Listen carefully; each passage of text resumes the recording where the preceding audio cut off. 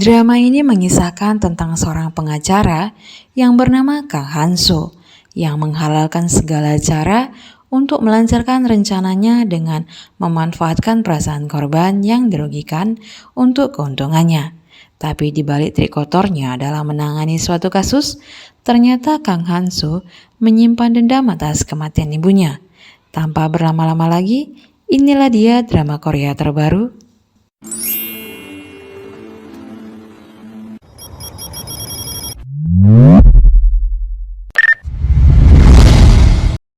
Drama ini diawali dengan kedatangan sebuah kapal yang dimiliki oleh seorang pengacara bernama Kang Hanso bersama seorang rekannya yang bernama Dong Chi. Rencananya, mereka akan menetap di Hanyang, tempat yang penuh dengan keramaian dan berkumpulnya para pedagang dan pebisnis dari yang kecil sampai yang besar, di mana mereka saling bersaing untuk mendapatkan uang. Di hari pertama Kang Hanso menginjakkan kaki di Hanyang, ternyata terjadi keributan di pasar. Beberapa pria berwajah seram mendatangi sebuah kedai arak dan menghajar pemiliknya. Pria-pria seram itu adalah orang-orang dari Sri Kajang, di mana mereka juga memiliki bisnis yang sama, yaitu menjual arak prem. Sebelum terjadi keributan, Sri Kajang mendapat komplain dari pelanggannya karena arak yang mereka beli memiliki rasa yang gak enak. Kemudian ada pelanggan yang mengadukan kalau ada orang lain yang menjual arak prem yang sama dan memiliki rasa yang lebih enak. Dari informasi itulah, para preman Sri Kajang berbondong-bondong menyerbu tempat penjual arak itu dan memporak-porandakan semua barang yang ada di tempat itu, termasuk si bapak penjual yang juga kena hajar oleh mereka. Ketika ibunya melihat anaknya dihajar sama preman Sri Kajang, ibu itu langsung berlari menghalangi preman itu dan menyuruh anaknya untuk melarikan diri. Tapi apa daya, walaupun sudah dihalangi, kejar-kejaran pun terjadi membuat suasana pasar menjadi rusuh. Nah, di saat si bapak ini ingin mencari tempat untuk bersembunyi, tanpa sengaja dia bertemu dengan Kang Hanso yang berada di sebuah kandang keledai. Seperti orang yang baik hati, Kang Hanso menyuruh si bapak untuk bersembunyi di dalam kandang itu. Dan si bapak itu pun mengikuti sarannya. Tak lama, datanglah preman Sri Kajang menghampiri Kang Hanso dan menanyakan tentang si bapak. Kang Hanso memang tidak bilang keberadaan si bapak. Tapi secara sengaja, Kang Hanso mengeluarkan keledainya dari kandang dan pergi tanpa beban, tanpa memperdulikan nasib si bapak itu. Akhirnya, si bapak penjual arak itu pun ketahuan oleh preman Sri Kajang. Dan tanpa perasaan, si bapak pun dilempar keluar kandang. Lalu ketua preman itu menyuruh si bapak meminta izin dan memberikan mereka komisi jika mau menjual arak prem. Tapi karena si bapak nggak terima, si preman pun menghajar bapak itu. Untungnya ada seorang cewek cantik yang bernama Sowon menghalangi si preman. Tapi mau dihajar juga sama si preman, dan sebelum itu terjadi, ada seorang pria yang menangkisnya lalu menghajar semua preman itu. Setelah semua preman dibuat KO dan pergi dari tempat itu, si bapak tadi pun berterima kasih kepada mereka karena sudah menolongnya. Dan setelah si bapak itu pergi, Sowon menyuruh pengawalnya untuk mencari tahu tentang Sri Kajang. Ternyata, Sowon adalah tuan putri bernama Yeonju. Tapi karena ayahnya yang merupakan seorang raja sudah meninggal, Putri Yeonju harus hidup di luar istana bersama para dayang dan pengawalnya. Di luar istana, Putri Yeon merahasiakan identitasnya, lalu membuka rumah dagang yang bernama Sowon-gak. Tempatnya orang berkumpul untuk makan, minum, dan memberikan pinjaman kepada masyarakat yang membutuhkan. Dan orang-orang tahunya kalau Putri Yeon hanyalah seorang pelayan biasa, dan Nyonya Hongla pemilik Sowon-gak. Setelah kejadian tadi siang, malamnya si bapak penjual arak yang berada di tepi pantai mengeluarkan unek-uneknya karena merasa kecewa dan marah pada dunia yang begitu kejam. Dan di tengah keputusasaannya, terlihatlah tulisan pengacara sewaan di sebuah kapal yang melintas, membuat si bapak penjual arak memiliki ide untuk menyelesaikan masalahnya. Lalu si bapak itu pun mendatangi si pengacara yang berkantor di perahu itu. Dan gak disangka-sangka, ternyata si pengacara itu adalah Kang Hansu. Tapi si bapak penjual arak udah terlalu jengkel sama Kang Hansu karena merasa tertipu. Lalu membatalkan niatnya untuk menjadikan Kang Hansu pengacaranya. Akhirnya, si bapak itu pun keliling Hanyang untuk mencari pengacara lain. Tapi semua pengacara yang didatanginya menolak si bapak karena takut sama Sri Kajang, membuat si bapak pun semakin frustasi. Esoknya, si bapak penjual arak datang ke Sowonggak untuk meminjam uang karena ingin meninggalkan Hanyang. Walaupun Sowon udah membujuk si bapak untuk sabar dan menyemangatinya agar tidak meninggalkan Hanyang, si bapak udah merasa putus asa dan gak ada satu pengacara pun yang dapat membantunya untuk mengatasi masalahnya kecuali si Kang Hansu. Lalu si bapak pun berterima kasih dan pergi dari Sowonggak. Sowon yang tergerak hatinya untuk menolong si bapak menjumpai raja yang merupakan sepupunya untuk meminta tolong agar pedagang kecil bisa bebas berbisnis di pasar Hanyang. Lalu raja pun dengan senang hati dan berjanji untuk membantu Putri Yeon. Setelah Putri Yeon pergi dari istana, raja langsung menyuruh Kasimnya untuk memanggil Menteri Eksekutif Yu. Dan saat Kasim menyampaikan pesan raja pada menteri, si menteri mengatakan kalau dia sedang menghadiri rapat penting dan akan pergi menemui raja setelah rapat selesai. Raja yang sudah siap dengan undang-undangnya untuk menolong pedagang kecil agar bisa bebas berbisnis, menunggu si menteri berjam-jam sampai matahari terbenam. Tapi si menteri tak kunjung datang. Akhirnya, si raja pun kembali mengutus Kasimnya untuk pergi menemui Putri Yeon. Di tempat yang lain, telah terjadi kebakaran di rumah si bapak penjual arak. Saat melihat rumahnya terbakar dan membuat keluarganya ketakutan, sedih, dan panik, si bapak pun akhirnya memutuskan untuk menemui Kang Hansu dan memintanya menjadi pengacaranya untuk menggugat Sri Kajang. Kang Hansu yang sudah menunggu momen ini pun langsung menerima permintaan si bapak penjual arak dan menyuruhnya untuk menandatangani kontrak kerja mereka. Dan sebelum ditandatangani, tiba-tiba Putri Yeon muncul dan menghalangi si bapak untuk tidak percaya pada Kang Hansu dan menyuruh si bapak untuk membujuk hakim dengan menceritakan yang sebenarnya dengan ketulusan hati. Mendengar perkataan Putri Yeon membuat Kang Hansu tertawa lebar dan mengejek Putri Yeon karena percaya kalau hakim akan tersentuh dengan ketulusan hati. Lalu si bapak penjual arak pun menambahkan kalau dia sebenarnya tahu Kang Hansu adalah orang yang pernah menipunya, tapi hanya Kang Hansu lah harapan terakhirnya. Dan tanpa berpikir panjang lagi, si bapak penjual arak pun menandatangani kontrak kerja itu. Setelah bapak penjual arak itu pergi dari kantor Kang Hansu, Putri Yeon juga keluar untuk mengejar si bapak penjual arak itu. Dan secara bersamaan, Kasim Raja juga sampai ke tempat itu untuk menemui Putri Yeon dan menyampaikan pesan Raja kepada Putri, bahwasanya Raja tidak dapat membantu Putri dan meminta maaf kepada Putri. Sesampainya di rumah, Putri Yeon yang sedang memandang keluar dari jendela sambil mengingat perkataan Raja, tiba-tiba melihat gerak-gerik yang mencurigakan dari Kang Hansu saat keluar dari kapalnya.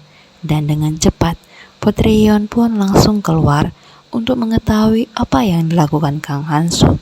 Ternyata, Kang Hansu membawa pakaian berwarna biru dan langsung dibuang ke dalam perapian.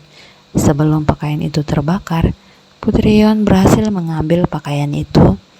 Lalu Putri Yeon pun teringat beberapa waktu yang lalu sebelum terjadi kebakaran, dia melihat seseorang yang berlari tergesa-gesa memakai pakaian itu. Karena curiga Kang Hansu yang membakar rumah bapak penjual arak, Putri Yeon pun langsung menemui Kang Hansu. Dan saat ditanyai, Kang Hansu tidak menyangkal dan membenarkan kalau itu memang perbuatannya. Putri Yeon yang marah berencana untuk melaporkannya, tapi Kang Hansu menggertak Putri Yeon dengan alasan siapa yang akan menolong si bapak penjual arak. Lalu Kang Hansu pun memberi pilihan untuk menghukum seseorang atau menyelamatkan seseorang. Akhirnya Putri Yeon pun kembali ke rumahnya tanpa melaporkan Kang Hansu. Esoknya, hari persidangan pun tiba. Kang Hansu dan bapak penjual arak sudah siap untuk menghadapi pihak Sri Kajang. Sri Kajang juga merasa kalau mereka akan menang, karena sebelum hari persidangan tiba, Sri Kajang mengirim uang suap kepada hakim untuk memihak mereka. Dan si hakim pun dengan senang hati menerima suap itu dan berencana untuk memenangkan Sri Kajang. Singkat cerita, persidangan pun dimulai dengan mendengarkan kesaksian dari si bapak penjual arak, di mana si bapak penjual arak menjelaskan kalau dia disalahi karena penjualan arak dari Sri Kajang yang menurun dan dipaksa untuk membayar komisi ke Sri Kajang. Tapi pihak Sri Kajang nggak setuju dengan pernyataan si bapak penjual arak dengan alasan kalau bisnis mereka adalah legal, sehingga setiap orang yang berbisnis sama seperti mereka harus mengikuti aturan mereka dengan membayarkan komisi kepada Sri Kajang. Apalagi Sri Kajang selalu membayar pajak kepada negara, sehingga mereka menuntut negara untuk melindungi hak mereka sebagai serikat yang resmi. Kemudian Kang Hansu pun menyela dengan mengatakan kalau si bapak penjual arak juga membayar pajak, bahkan tagihan pajaknya sampai 4 tiap bulan sesuai dengan Undang-Undang Hukum Nasional. Jadi, apa bedanya si bapak penjual arak dengan Sri Kajang? Kenapa yang disalahkan si bapak penjual arak? Lalu pihak Sri Kajang memberikan alasan kalau mereka hanya mengikuti adat yang berlaku, di mana alkohol diproduksi dan didistribusikan oleh satu serikat di setiap wilayah. Lalu menunjukkan salinan dari kasus yang sama di mana negara membela serikat yang resmi, bukan penjual kaki lima. Tapi sebelum salinan itu sampai ke tangan hakim, Kang Hansu lebih dulu merebut salinan itu, lalu membacakannya dengan bahasa Cina. Tapi tak satu pun orang di persidangan itu tahu apa yang diucapkan oleh Kang Hansu.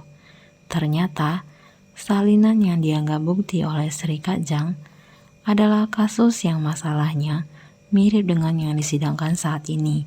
Dan dalam salinan itu, pihak yang dibela oleh negara adalah pihak dari serikat yang resmi. Dan kasus itu terjadi pada saat dinasti Ming dengan bahasa Cina, dan ketentuan hukum yang berlaku atau yang dipakai adalah hukum Cina juga. Sehingga Kang Hansu mempertanyakan keabsahannya sebagai bukti, karena saat ini di tempat mereka berada adalah di tanah Joseon, sedangkan mereka adalah rakyat Joseon, sehingga hukum yang berlaku di tempat ini juga hukum Joseon, bukan hukum dinasti Ming. Rakyat yang mendengar pernyataan Kang Hansu juga tergerak untuk ikut mendukungnya. Karena melihat begitu banyak masyarakat yang mendukung Kang Hansu, nyali hakim menjadi ciut sehingga si hakim memutuskan untuk memenangkan si bapak penjual arak dan menegaskan pada Sri Kajang untuk tidak mengganggu aktivitas bisnis si bapak penjual arak dan harus mengganti kerugian yang dialami si bapak penjual arak. Setelah surat keputusannya dikeluarkan oleh hakim, Kang Hansu dan kawannya meminta bayarannya sebagai pengacara. Tapi karena si bapak penjual arak belum punya uang, Kang Hansu pun bersedia dibayar dengan barang-barang berharga. Setelah sampai di rumah si bapak penjual arak, Kang Hansu dan kawannya mengambil barang-barang berharga. Bahkan Tusuk konde milik ibunya si bapak penjual arak pun diambil sama Kang Hansu. Tadinya si bapak penjual arak gak terima kalau alat makan untuk mendiang ayahnya diambil. Tapi ibunya menyuruh anaknya untuk membiarkan barang-barang itu diambil oleh Kang Hansu karena sudah menolong mereka. Tapi tiba-tiba Putri Yon menghentikan Kang Hansu dengan membawa beberapa polisi, di mana Putri Yon melaporkan Kang Hansu karena sudah membakar rumah si bapak penjual arak. Dan tanpa perlawanan, Kang Hansu pun pasrah ditangkap sama polisi itu. Sebenarnya yang dilakukan Kang Hansu itu memang agak di luar batas kewajaran, karena udah ngerusak rumah orang lain dengan cara dibakar untuk kepentingannya. Tapi di balik kebakaran itu ternyata ada kisah sedih dan mengharukan dari cerita ibunya si bapak penjual arak. Ceritanya saat Kang Hansu membakar rumahnya si bapak penjual arak, ibunya si bapak penjual arak berniat untuk gantung diri. Karena si bapak penjual arak berencana untuk meninggalkan Hanyang, dan si ibu itu merasa kalau dia mungkin akan menjadi beban bagi anaknya. Tapi saat mendengar teriakan kebakaran dan melihat ada api yang membakar rumahnya, si ibu itu pun tidak jadi untuk gantung diri dan menyelamatkan bahan-bahan untuk pembuatan arak yang menjadi mata pencarian anaknya agar tidak terbakar oleh api.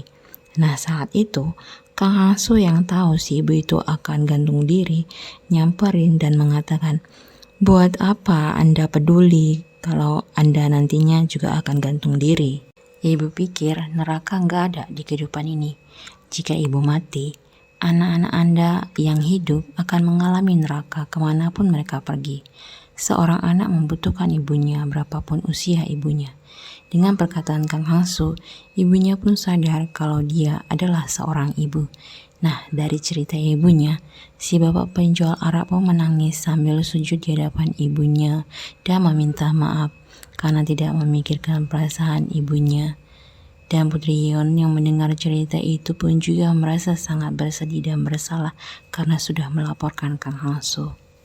Esoknya, ibu dan si bapak penjual arak itu pun pergi ke pengadilan untuk menolong Kang Hansu dengan mengatakan kalau Kang Hansu tidak sengaja menjatuhkan lentera sehingga kebakaran pun terjadi.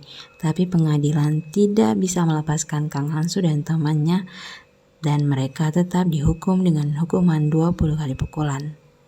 Putri Yon yang merasa bersalah sibuk membeli tahu untuk diberikan pada Kang Hansu saat bebas nanti. Tapi saat ingin menemuinya di pengadilan, ternyata Kang Hansu dan temannya sudah keluar dari tempat itu. Dan sekarang berada di sebuah penginapan dengan menyewa sebuah kamar dengan 2 cewek cantik yang membantu mereka untuk mengompres bokong mereka yang telah terkena pukulan tadi. Setelah Kang Hansu dan kawannya merasa baikan, mereka pun keluar dari penginapan itu dan Kang Hansu berpisah dengan temannya. Nah di jalan, Kang Hansu merasa kalau ada yang mengikutinya. Tapi Kang Hansu tidak terlalu peduli dan tetap berjalan seperti biasa sampai Putri Yon pun berlari ke arahnya. Membuat Kang Hansu kebingungan dan menarik Putri Yon ke suatu tempat untuk menghindar dari orang yang mengikutinya. Setelah mereka merasa aman, Putri Yon pun langsung meminta maaf.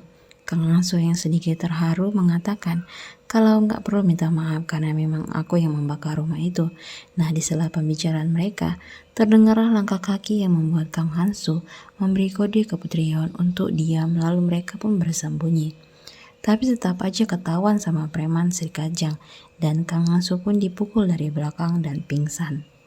Selang beberapa waktu, akhirnya Kang Hansu pun sadar lalu melihat ke sekelilingnya di mana dia telah terikat menggantung pada posisi yang terbalik dengan tong yang berisi ular tepat di bawahnya.